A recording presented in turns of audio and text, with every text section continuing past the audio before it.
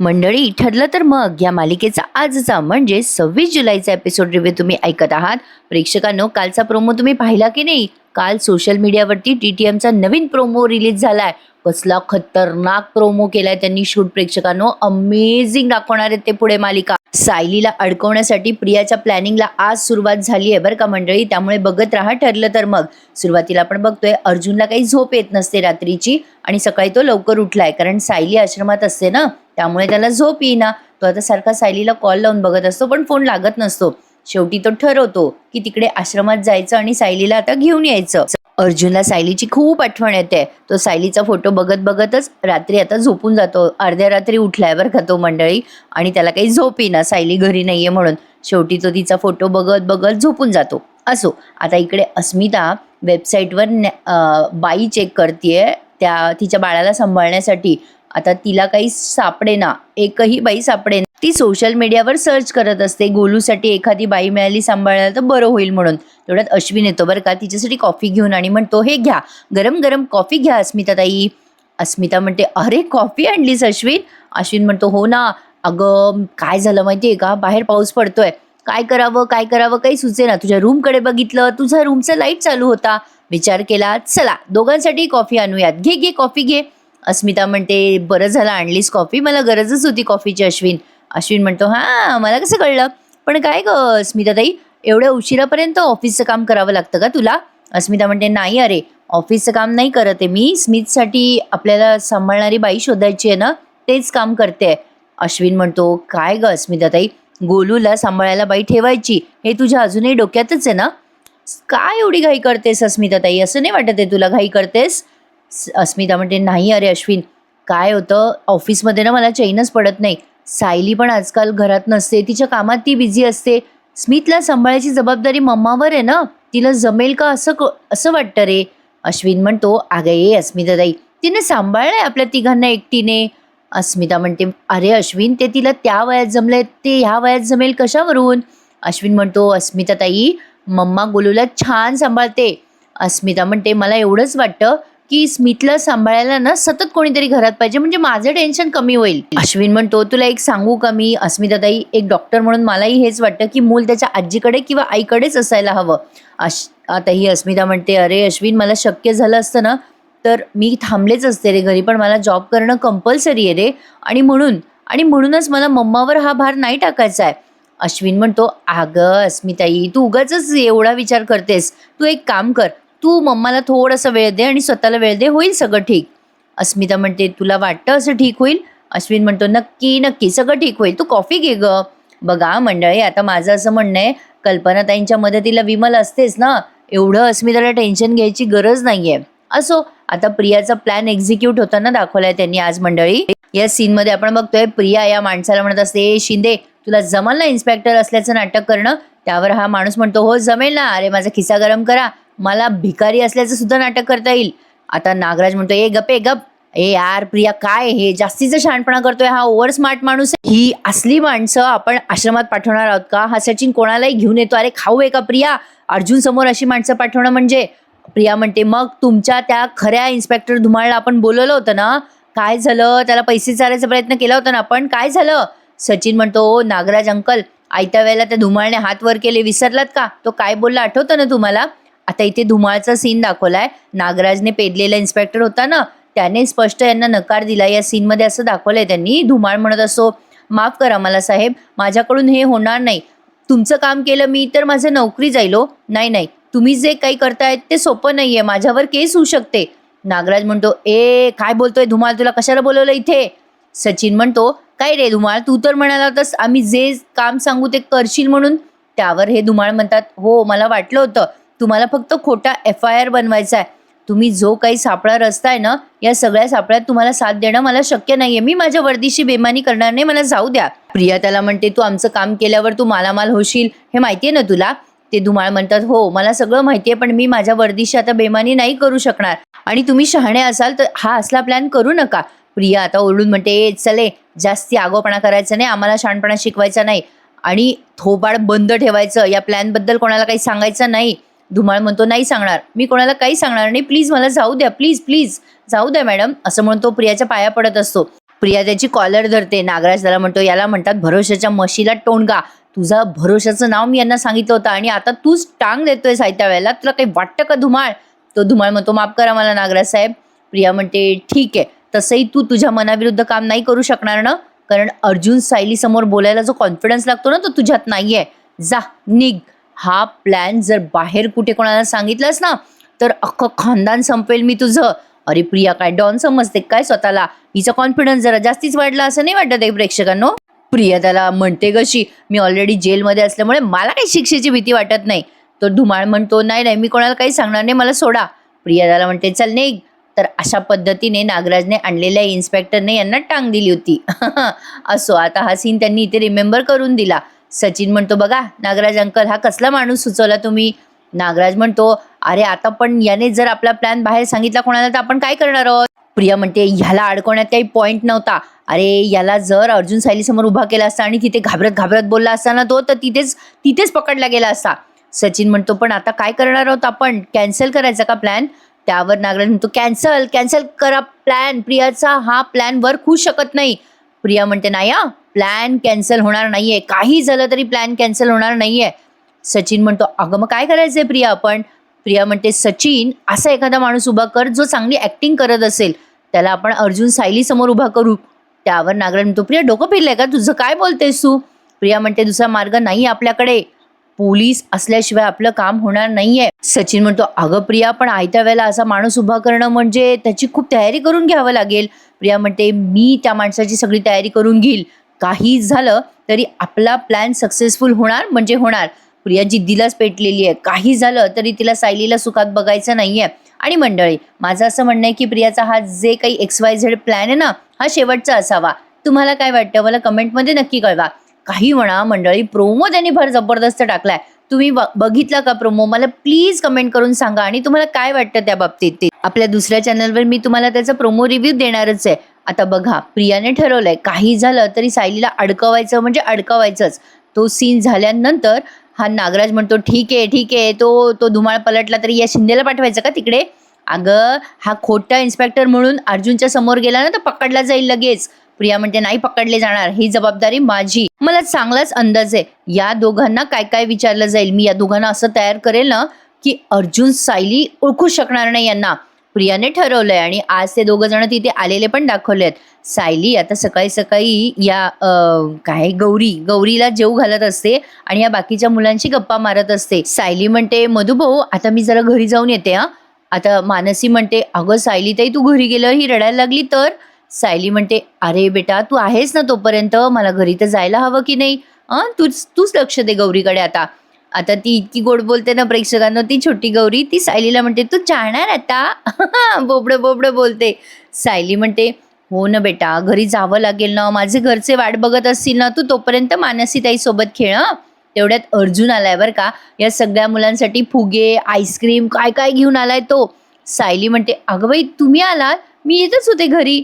त्यावर कुसुम म्हणते, कुसुम म्हणते त्यांच्या लाडक्या बायकोला गाडी घेऊन आले असतील बाई ते घरीच घेऊन जायला. अर्जुन म्हणतो, नाही मी काही सायलीला भेटायला नाही आलो, मी या सगळ्या मुलांसाठी खाऊ आणलाय, बघा काय आणलंय. आता सगळी मुलं तो बॉक्स घेतात, बघायला लागतात काय काय आणलंय अर्जुन दादाने. खुश असतात बरं का ही पोरं. आता ते काका म्हणतात, अरे वा जावई बापू काय काय आणलंय तुम्ही, सगळं दुकानच उचललंय की. अर्जुन म्हणतो, काय घ्यावं पोरांसाठी कळे ना, जे समजलं ते आणलं उचलून. गौरीनं आता त्या मुलीच्या हाताकडे बघत असते, तिच्या हातात असतं आईस्क्रीमचं कोन. आता गौरी सतत बघत असते. सायली म्हणते, तुला हवंय का ते? घे ना घे. मग गौरीने आईस्क्रीमचा कोन घेतलाय आणि आईस्क्रीम खाते. आता बघा सगळी पोरं खुश असतात. सायली आता हळूच अर्जुनला म्हणते, काय हो, मी काही तुम्हाला फोन केला नव्हता घ्यायला या म्हणून, तरी तुम्ही आलात. अर्जुन म्हणतो, काय करणार, मला झोपच नव्हती लागत ना, एकटा होतो ना, मग झोपच नाही लागली, पहाटेच उठून बसलो बघ आणि तुला घ्यायला आलो. लगेच सायली म्हणते, बायको घरी नसली की तुम्हाला करमत नाही ना? अर्जुन म्हणतो, बायकोशिवाय मी नाही राहू शकत ना, 1 मिनिट, काय करणार? सायली म्हणते, बरं चला आपण घरी जाऊयात आणि आईंवर नको सगळं पडायला ना, लवकर जाऊयात, सगळी आवराआवरी करावी लागेल ना घरातली. अर्जुन म्हणतो, हो चालेल, चल मला पण ऑफिसला जायचंय. मग सायली मधुभाऊंना म्हणते, हो मधुभाऊ मी निघते हा. मग गौरी पुन्हा म्हणते सायलीला, अगं सायली ताई तू जाणार, तू नको जाऊ ना. मग सायली म्हणते, बाळा मी येणार आहे ना मी अशी जाते आणि अशी येते. श्वेता म्हणते, सायलीताई तुम्ही जाऊन या, मी भरवते हं तिला. श्वेता आता गौरीजवळ बसते. सायली अर्जुन आता निघालेत बरं का. मधुभाऊ म्हणतात, सौ बाळा तिची काळजी नको करू बरं, अगं ती रुळेल आता हळूहळू सगळ्यांमध्ये.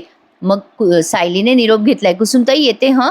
अर्जुन सायली घरी जायला निघतात बरं का मंडळी, आणि लगेच त्यांना आश्रमात यावं पण लागतं. कारण प्रियाने तिची ती सो कॉल्ड जी माणसं आहेत ना, जी तिने ट्रेन केली आहे ती पाठवली बरं का आश्रमात. मला असं वाटलं जरा जास्तीच घाई झाली, पण ती जी मुलगी आहे ना सोनल, ती पुण्याला राहत होती, त्या मुलीला ते उचलणार आहेत बरं का प्रेक्षकांनो, आणि सायलीला ह्युमन ट्रॅफिकिंगमध्ये अडकवणार आहेत. प्रोमो जबरदस्त दाखवला आहे, मी तुम्हाला मुद्दाम तीनदा सांगते. तर सायली आता घरी पोहोचलेली असते बघा, आणि म्हणत असते, खरंच तुम्ही काय काय आणलं ना पोरांसाठी, खुश झाली होती पोर. अहो मला वाटलंच नव्हतं सकाळी सकाळी तुम्ही याल आणि मुलांसाठी एवढा खाऊ आणाल.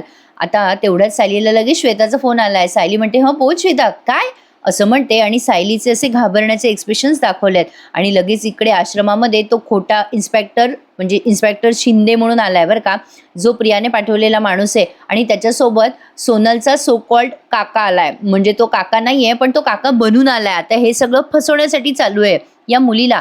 आता ते शिंदे म्हणतात, पाटील तुम्हाला ही कुठे सापडली हो मुलगी. मधुभाऊ म्हणतात, मला नाही सापडली हो, ही आमच्या काकांसोबत आली आमच्या घरी. मग ते काका म्हणतात, ही मुलगी मार्केटमधल्या मंदिराजवळ राहते आणि तिथल्या पुजाऱ्याने सांगितलं होतं हिला की आसरा मिळेल इथे, म्हणून मी तिला इथे घेऊन आलो. मग तो माणूस प्रश्न विचारायला लागतो बरं का, मला सांगा तू तू मला ओळखलंस का बेटा.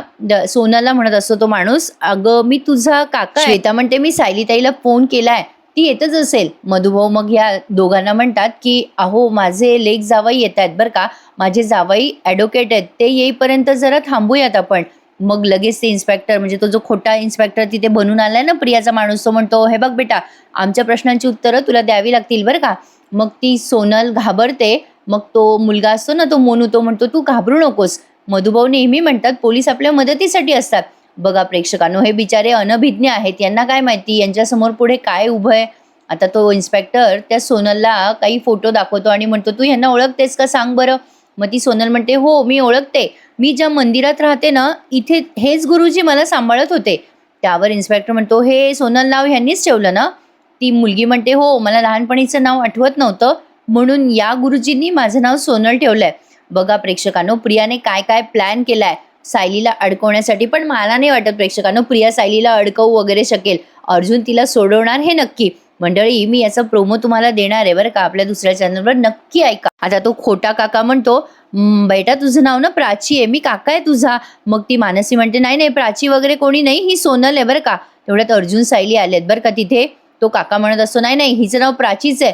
पाटील माझ्याकडे पुरावे आहेत बरं का, म्हणून मी घेऊन आलोय इन्स्पेक्टरांना, माझ्या प्राचीला प्लीज पाठवा बरं माझ्यासोबत घरी. मधुभाऊ म्हणतात, थांबा जरा, मी असा निर्णय नाही घेऊ शकत, माझे जावई बापू येतात त्यांच्यासमोर जे व्हायचं ते होऊ द्या. तेवढ्यात आता अर्जुन सायली आलेत बरं का. मग मधुभाऊ सांगतात की बघा जावई बापू, हे आलेत आपल्या सोनलला घ्यायला. मधुभाऊ आता त्यांची ओळख करून देतात अर्जुन सायलीची त्या इन्स्पेक्टरशी आणि त्या काकाशी. आणि मग मधुभाऊ अर्जुनला म्हणतात, जावई बापू आता हे लगेच तो माणूस म्हणतो, मी सुरेश कदम, मी प्राचीचा काका आहे बरं का.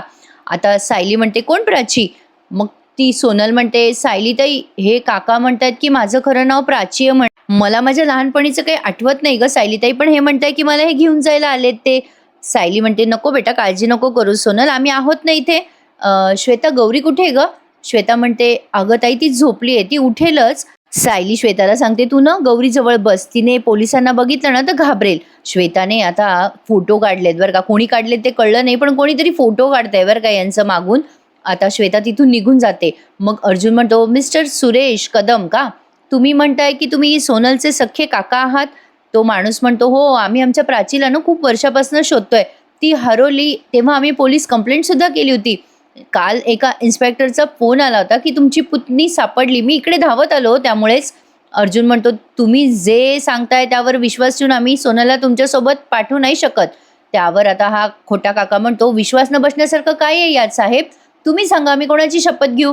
अहो माझा भाऊ आजारी हो खूप वर्षापासून, तो सतत प्राचीचं नाव घेत असतो, त्याची लेक त्याच्या समोर नसली तर त्याचा आजार पण वाढेल, प्लीज आमच्या प्राचीला आमच्यासोबत पाठवून द्या. अर्जुन म्हणतो, हे बघा हे सगळं एवढं सोपं नाही आहे, तुम्हाला आता मी विचारलेल्या प्रश्नांची उत्तरं द्यावी श्वेता तिथे पुन्हा येऊन उभी राहिली आहे बरं का मंडळी. आता अर्जुनने त्याची चांगली कसून चौकशी केली आहे. आता इथे मध्ये एक सीन दाखवलाय त्यांनी. या खोट्या काकाची प्रियाने चांगली रंगीत तालीम घेतली होती बरं का. याला आधीच सांगितलं होतं प्रियाने की अर्जुन त्याला काय काय प्रश्न विचारू शकतो. प्रिया आता या माणसाला सांगताना दाखवली आहे इथे या सीनमध्ये, तुमची मुलगी म्हणजे तुमची पुतणी कोणत्या साली हरवली. आता हा माणूस आठवून सांगत असतो 2000.